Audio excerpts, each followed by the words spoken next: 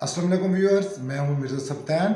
आज मैं आपके सामने हाजिर हुआ हूं 9th क्लास की मैथ की ऐसी मेथडोलॉजी लेकर जिससे बच्चे एग्ज़ाम्स में 100% मतलब 75/75% नंबर ले सकते हैं। ये मेरी वीडियो 9th क्लास के बच्चों के लिए और ऐसे तमाम टीचर जो इस वक्त मैट्रिक को पढ़ा रहे हैं उनके लिए है। सबसे पहले आपको 9th क्लास का कोर्स कंटेंट नज़र आ रहा होगा। ये 17 चैप्टर्स हैं। तो सबसे पहले आपने 17 चैप्टर्स देख के परेशान नहीं हो जाना, घबरा नहीं जाना, क्योंकि आपने पूरे 17 के 17 चैप्टर कंप्लीट तैयार नहीं करने। इसके ऊपर हम स्मार्ट वर्क करेंगे और आज सीखेंगे कि किस तरह से आप 75/75 नंबर ले सकते हैं। आपके सामने ये 9th क्लास का मैथ्स का पेपर है, प्रीवियस ईयर का भावलपुर बोर्ड का। देखें, पेपर पैटर्न आपके सामने है। इसमें आपके 15 नंबर के एमसीक्यूज होते हैं, जो कि 1 नंबर का एक एमसीक्यूज होता है। शॉर्ट क्वेश्चन नंबर 2, 3 और 4। हर पार्ट में 9 एमसीक्यूज होते हैं और 9 में से आपको 3 अटेम्प्ट करने होते हैं। लॉन्ग क्वेश्चंस के आपके 5 पार्ट होते हैं, 5 में से 3 पार्ट करने होते हैं। इसमें आपको एक चीज़ क्लियर करता जाऊं। क्वेश्चन नंबर 5, 6, 7 और 8, ये फर्स्ट 4 क्वेश्चंस में से आपको 2 क्वेश्चंस करने होते हैं और जो लास्ट में थ्योरम है क्वेश्चन नंबर 9 इज कंपल्सरी। मतलब ऊपर वाले 4 क्वेश्चंस में से आप 2 लॉन्ग क्वेश्चन अटेम्प्ट करेंगे और नीचे वाले थ्योरम में से कोई ए या बी पार्ट अटेम्प्ट करेंगे। अक्सर बच्चे ये समझते हैं कि हमें क्वेश्चन के 4 पार्ट्स करने हैं, मतलब 3 पार्ट्स ऊपर वाले करने हैं और एक थ्योरम करना है। ये बिल्कुल गलत है। आपके पास जो अटेम्प्ट करने के लिए क्वेश्चन होते हैं 3 होते हैं। चलें, हम पेयरिंग को फॉलो किए बगैर जो 9th क्लास की मैथ है उसका वेटेज डिस्कस करने की कोशिश करते हैं। आपके सामने चैप्टर नंबर 1 से 4 राइट किया हुआ है। अगर आप ये कंप्लीट कर लेते हैं आपको क्वेश्चन नंबर 2 कवर होता है और लॉन्ग क्वेश्चन नंबर 5 और 6 कवर होता है। अगर हम चैप्टर नंबर 5 से 11 करते हैं तो आपके पास शॉर्ट क्वेश्चन नंबर 3 कवर होता है, लॉन्ग क्वेश्चन नंबर 7 और 8 का ए पार्ट कवर होता है। अगर आप चैप्टर नंबर 12 से 17 करते हैं तो आपका शॉर्ट क्वेश्चन नंबर 4 और लॉन्ग क्वेश्चन 8 का बी पार्ट और 9 मतलब कि थ्योरम कंप्लीट होता है। जो बच्चे ये समझते रहे हैं कि 1 से 7 चैप्टर करने तक उनकी तैयारी कंप्लीट हो जाती है, ये गलत फहमी है। ये वीडियो देख के आपको आइडिया हो गया होगा।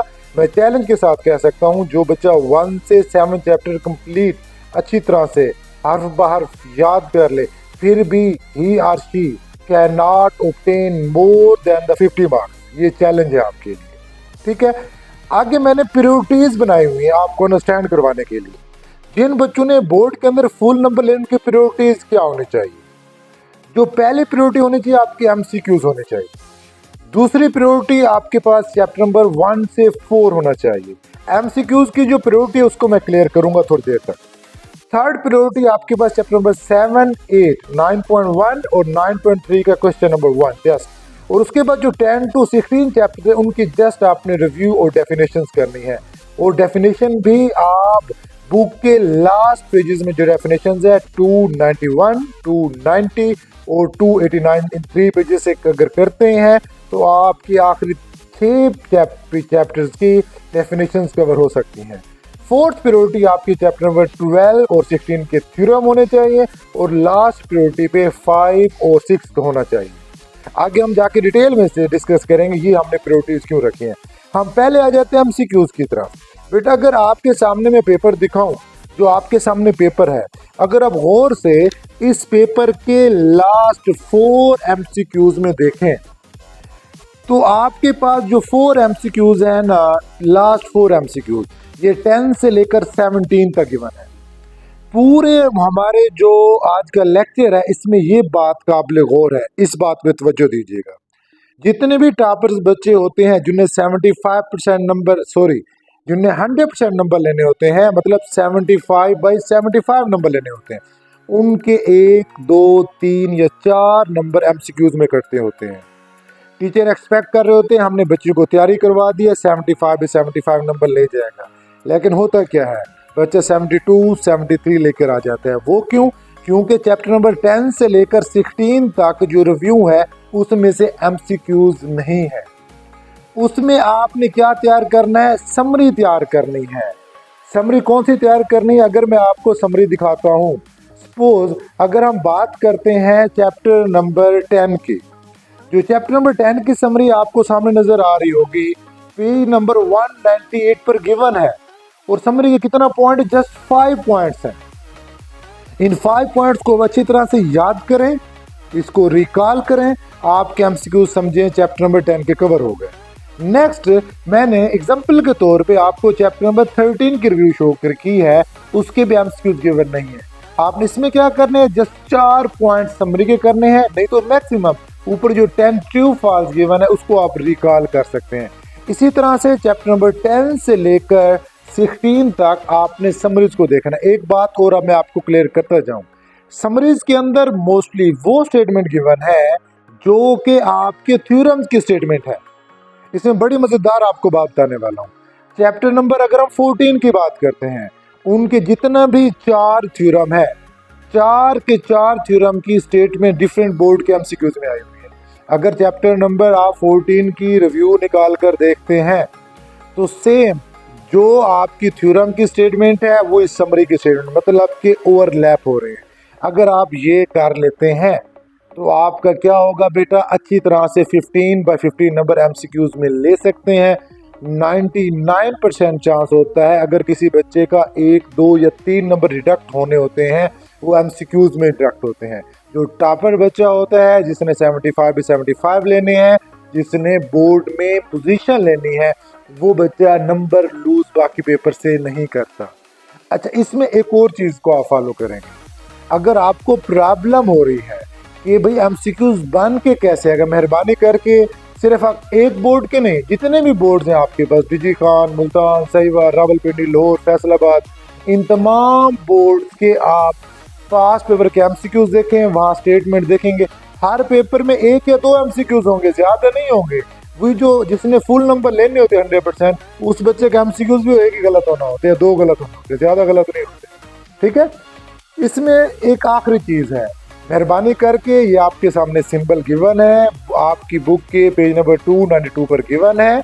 आपको मोस्टली सिंबल आते होंगे, ये आप सिंबल देख के जाएंगे। आप जैसे पहला चैप्टर करते हैं, आपको डिटर्मिनेंट, इनवर्स वगैरह जैन के सिंबल याद हो जाते हैं। चैप्टर नंबर 2 में आते हैं is equal to, not equal to, less than, greater, तमाम सिंबल याद हो जाते हैं। और जब आप ज्योमेट्री की तरफ आते हैं, मतलब थ्योरम की तरफ आते हैं, आपकी मोस्टली आपके सिंबल्स वैसे तैयार हो जाते हैं। लेकिन फिर भी एमसीक्यूज में समटाइम एक सिंबल आ जाता है कि ये बताएं ये किस चीज़ का सिंबल है, कैंड, ये आप तैयार करके लाजमी जाएंगे। मैं एक चीज़ क्लियर करना चाहूँगा, आपके माइंड में क्वेश्चन आ रहा होगा कि अगर चैप्टर नंबर 1 से लेकर 9 तक चैप्टर के अंदर से एमसीक्यूज आ जाए, चैप्टर्स आपके क्वेश्चन आ जाते हैं, मैक्सिमम आपकी क्वेश्चन की स्टेटमेंट दे देगा। नहीं तो सिंपल क्वेश्चन, डिटर्मिनेंट के योटा की पावर आ जाती है, उसके आंसर फाइंड करने होते हैं। ये जो तमाम मेथडोलॉजीज आपको बताई हैं, अगर इसको आप सम अप कर लेते हैं, 100% गारंटी है आप एमसीक्यूज के 15 में से 15 नंबर ऑब्टेन कर सकते हैं। जो 90% हमारा मसला था वो सॉल्व हो गया है। थोड़ा सा हमारे पास आज का टॉपिक रह गया है, बाकी हम आ जाते हैं प्रायोरिटी 2 की तरफ। प्रायोरिटी 2 ये है कि आपने 1 से लेकर 4 चैप्टर कंप्लीट कर लेना है। ठीक है। उसके बाद थर्ड प्रायोरिटी पे आपने चैप्टर नंबर 7, 8, 9.1 और 9.3 का क्वेश्चन नंबर 1 रखना है।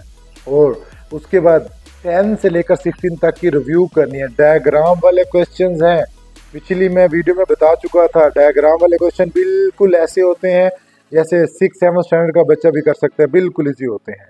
और रिव्यू में जो डेफिनेशंस हैं वही सेम आपके लास्ट में बुक के पेज नंबर 291, 290, 289 पर मौजूद है। ये आपके पास थर्ड प्रायोरिटी है। आपके पास फोर्थ प्रायोरिटी में चैप्टर नंबर 12 और 16 होना चाहिए। अगर आप चैप्टर नंबर 12 की थ्योरम कर रहे हैं तो 16 के भी लाजमी करते जाइएगा। अगर 12 और 16 चैप्टर करते हैं तो आपका लाजमी एक थ्योरम कवर हो जाएगा। मैं आपको बताता जाऊं, पेयरिंग फॉलो नहीं की जा रही पिछले 1-2 सालों से। अगर सपोज आप सिर्फ 12 का थ्योरम करके जा रहे हैं, इसका मतलब है कि आपके 8 नंबर का लॉस हो सकता है, it may be possible.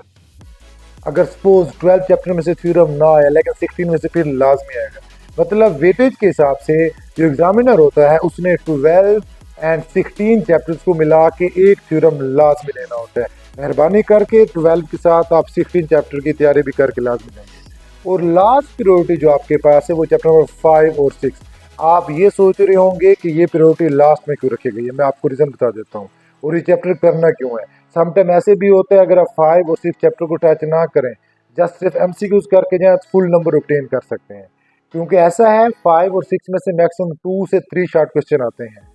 Chapter number जो 5 में से शॉर्ट क्वेश्चन आता है वो आप चॉइस पे छोड़ सकते हैं। चैप्टर नंबर 6 का एक शॉर्ट क्वेश्चन आता है वो भी चॉइस पे छोड़ सकते हैं।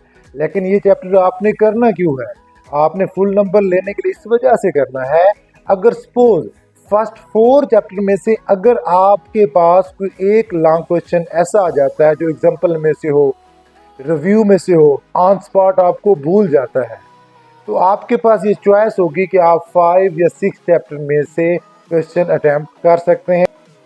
मैं आपको चैलेंज के साथ कह सकता हूं, अगर बोर्ड एग्जाम्स में ये मेथोडोलॉजी फॉलो कर ली जाए तो 9th क्लास का बच्चा बोर्ड में 75/75 नंबर इजीली ऑब्टेन कर सकता है। अगर ये मेरी वीडियो पसंद आई हो, काइंडली चैनल को सब्सक्राइब करें और बेल आइकन को प्रेस करें ताकि फर्दर आपको ऐसी वीडियोस मिलती रहें। जज़ाकल्लाह, शुक्रिया।